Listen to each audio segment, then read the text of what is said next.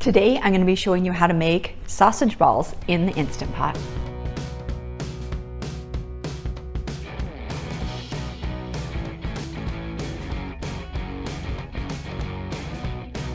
Hi, I'm Karen Peterson. Thanks so much for joining me today on my YouTube channel where I share Instant Pot stuff with you every single week. Today I'm going to be sharing with you kind of a fun recipe. It only has 3 ingredients and it comes together very quickly. It is called sausage balls, and it's like meatballs except with sausage, and you're only using 3 ingredients. And it's sausage, ground sausage, cheese, and then a little bit of Bisquick baking mix. If you don't have Bisquick, don't worry. I'm going to share with you how to make your own homemade Bisquick baking mix with just a handful of baking things that you already have at your house. So let's get on to that recipe. All right, we're going to start the recipe today with 2 cups of grated cheddar. Now, I used a medium cheddar, but sharp is also good, and you're going to want to grate it straight off the block. Don't buy the pre-shredded, bagged cheeses that you find at the grocery store. They won't work as well as just grating it straight off the block.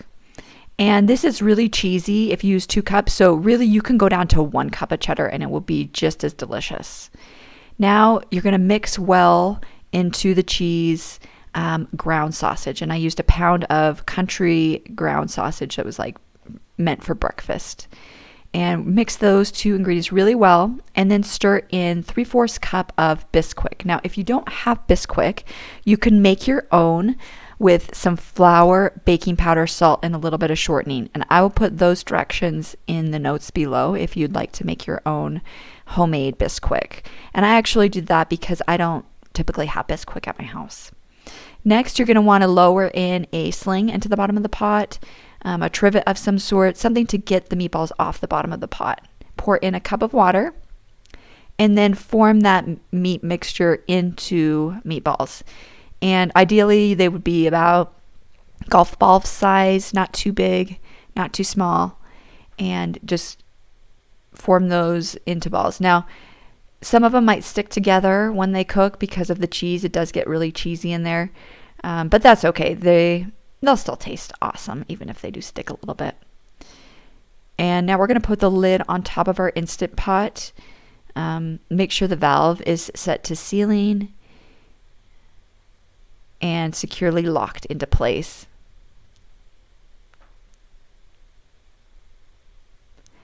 We're going to set the manual button all the way down to 5 minutes. If you don't have a manual button, use the pressure cook button, the same thing. And then after they've cooked for 5 minutes, do a 5 to 10 minute natural pressure release, and then move the valve to venting and remove the lid.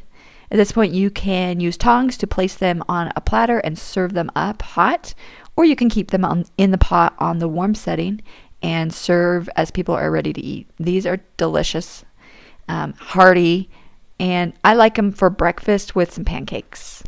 I hope you'll subscribe to my channel, and we will see you next time. Thanks for joining me. Bye-bye.